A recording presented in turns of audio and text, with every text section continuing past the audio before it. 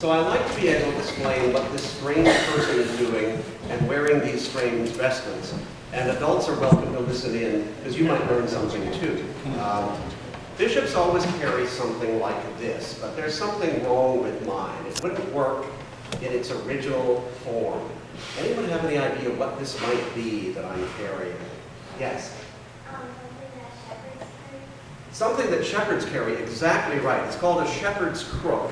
What's wrong with this? It would make it very impractical, yes.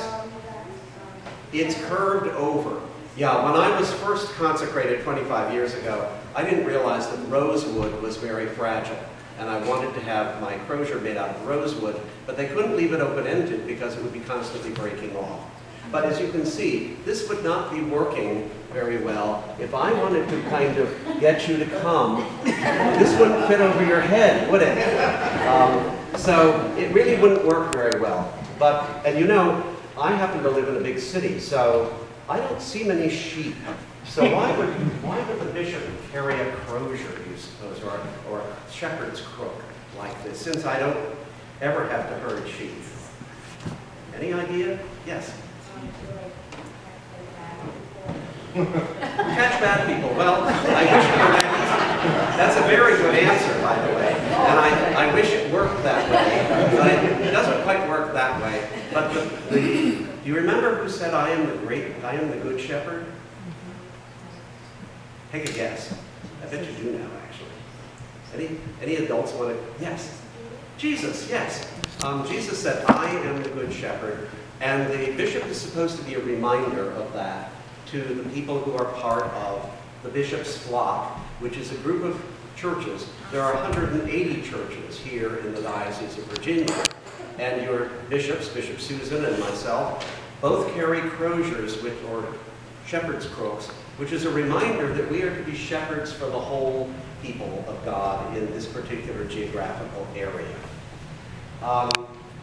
The other parts of my outfit are also ears in their own wonderful way.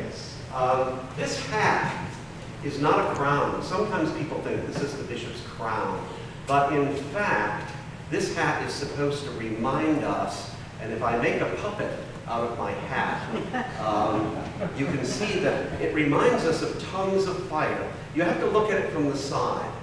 We heard in the book of Acts last week that the Holy Spirit descended on the apostles like tongues of fire, and the hat is supposed to represent tongues of fire. It actually works with my red one.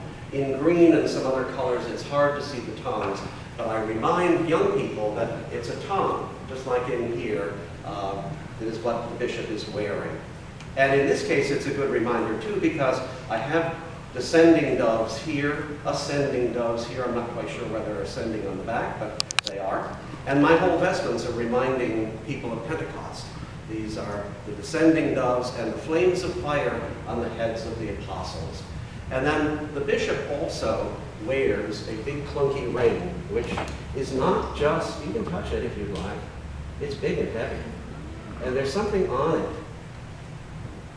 Any guesses? Like, take it over here and see among some of the older young people. You can hand this down.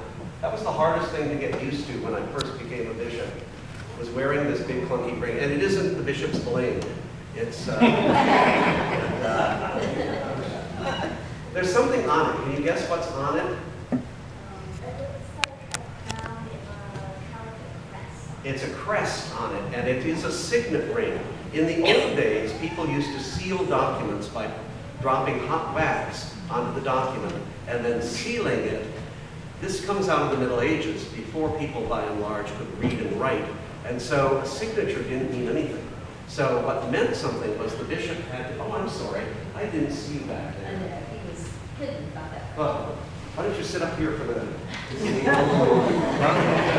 That's great. As you can see, it's kind of clunky, but we still use this to seal down. I'm going to be very careful I don't drop it down the opening here. But we still seal documents like ordination certificates.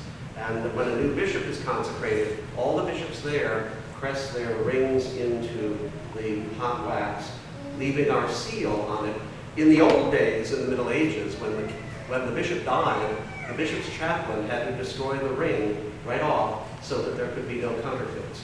Mercifully, we don't live in that time, so my ring will probably get passed down to some other bishop, or maybe will end up in the archives. And then lastly, the bishop wears a big clunky cross too. It's not, again, so much for jewelry, but to remind us that we are all followers of Jesus. So I hope many of you have crosses, and I encourage you to wear your cross. It's a way of advertising that you believe in Jesus Christ, and he is your Lord and Savior. Thank you very much.